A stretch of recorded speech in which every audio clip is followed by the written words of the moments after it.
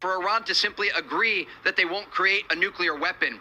This source told me early today that officials need to go into Iran and actually obtain the nuclear material, this highly enriched uranium that the Iranians admit is enough to create 11 nuclear bombs, remove that material, and then ensure that there is a dismantlement process that would ensure that they cannot in the future create more enriched uranium. And so the Iranians, at least at this point, according to reports, appear unwilling to adhere to these terms that were laid out, these red lines. Well, you must have heard by now that the Iranian had no intention of negotiation with the United States when they met in Islamabad, Pakistan. The negotiations collapsed because Iran was holding out on the main point that the war begins in the first place. The war begins because the United States did not, and intentionally they made it clear that Iran cannot be a nuclear weapon country or a country that has nuclear weapon.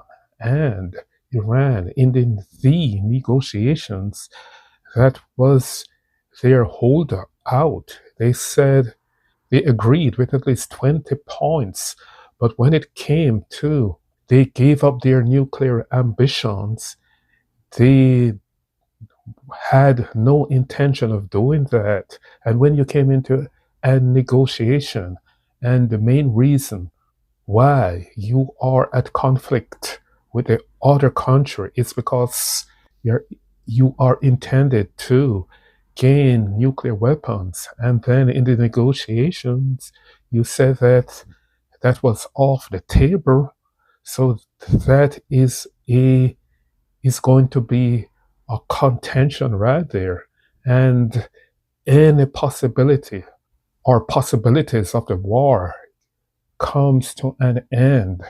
It's not going to happen if that is the case that the Iranians took in the negotiations. So that's why my thumbnail says Iran has no intention of negotiating when they came to the meeting.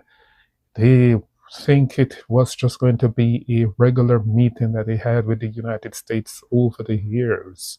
But now there is a new sheriff in town, and he wants the Iranian to give up their nuclear ambition.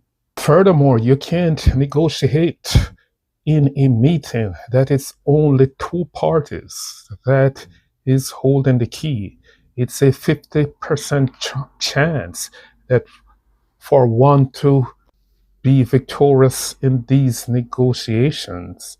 And I don't even want to say victorious. I just want to say it's a 50% chance for the United States to get what they want, and it's a 50% chance for the Iranians to get what they want. It's two parties, 1/2, so 50% chance. So when Iran came into the negotiations, and they're steadfast in saying that we are not giving up our nuclear ambitions, or we're going to give up the uranium that we already have, or the 60% uranium that they already have, which they are quite proud of that they have it. And from there, it's on to develop a nuclear bomb, which the West has jitters just to know that Iran can or will have a nuclear bomb. In their rhetoric that they have said in the past, that to the West, or most notable, that to America. So things that you say will come back to haunt you. And in this case, it came back to haunt Iran. Those threats, or those words, that to America, if you are an American and you hear that these people really meant what they say when they say death to Israel, you have seen what they have done. So death to America when they do have a nuclear weapon, then that threat has to be taken and cannot be taken lightly. Over the years, the Iranians have had a lot of hand in terror to the United States, Beirut and the U.S. Embassy and stuff like that, in which they have caused harm to United States citizens or United States military members. So they ring their own bell, and now the West is going to listen, or the United States is going to listen if they ever achieve their ambitions of nuclear weapon. And if they could get it to reach the United States have legitimate concern to be worried. The Iranians promised to open the Strait of Hormuz, and so far they have not done so, to upset of President Donald Trump, in which he took to social media and said this. Says the U.S. is taking new action related to the Strait of Hormuz. The president posted on Truth Social this morning, quote, "We're now starting the process of clearing out the Strait of Hormuz as a favor to countries all over the world, including China, Japan, South Korea, France, Germany, and many others." He then criticized the nation, saying they, quote, "don't have the courage or will to do this work themselves." CBS News reporter Torian Small joins us now from the White House. Torian, why is the Trump administration doing this now?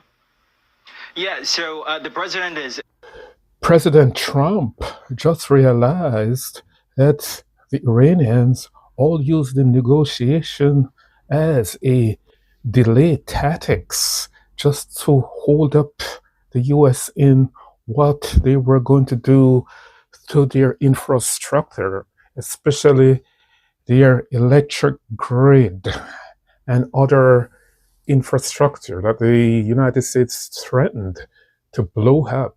But now President has realized that it was all a game and he had to shift into different gears. So he has no choice but to clear those mines in the Strait of Hormuz and get it open, since the Iranians, they backpedal on their words. Everyone should know by now that the Iranians can be taken seriously. No one can trust them. But these commentators on Sky News had other opinions. Commander-in-Chief tells us that this was rushed, quick, and very reactive, right? No one checked it. And so to that point, again, we are seeing a regime in Iran that is more emboldened and hardline. And for them, this is more ammunition to say, see, we don't trust the Americans. Why should we trust them? And I think speaking with sources and just looking at how the events of the last 24 hours unfolded, trust is the main hurdle, the main issue for the Iranians. Imagine a country that haven't joined the civilized world as yet. I mean, when I'm talking about the Iranian, I'm talking about their leaders, not the people themselves, because they are being held captive by this regime. So she is saying that the Iranians do not trust the Americans. Is that plausible? Anyone in their right mind think that the Iranians don't trust someone, a country? I mean, no one in their right mind ever gonna trust the Iranians. No one can do that. Those people haven't joined civilization as yet.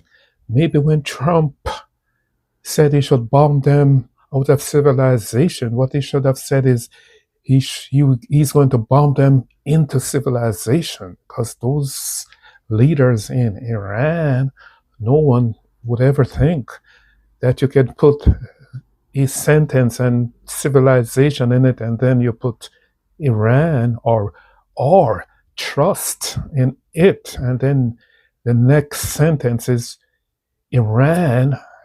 That wouldn't make sense. So no one in their right mind think that the Iranians did come into this negotiations with any intent of a settlement. They came in with one intention, was not to give up their nuclear weapons or nuclear weapons ambition. They had no intention of a settlement. They were just wasting time and effort as usual. That is all we have for today, folks. Thank you for watching, and do remember to like and subscribe and share, and please subscribe to this channel. And thank you. See you in the next one.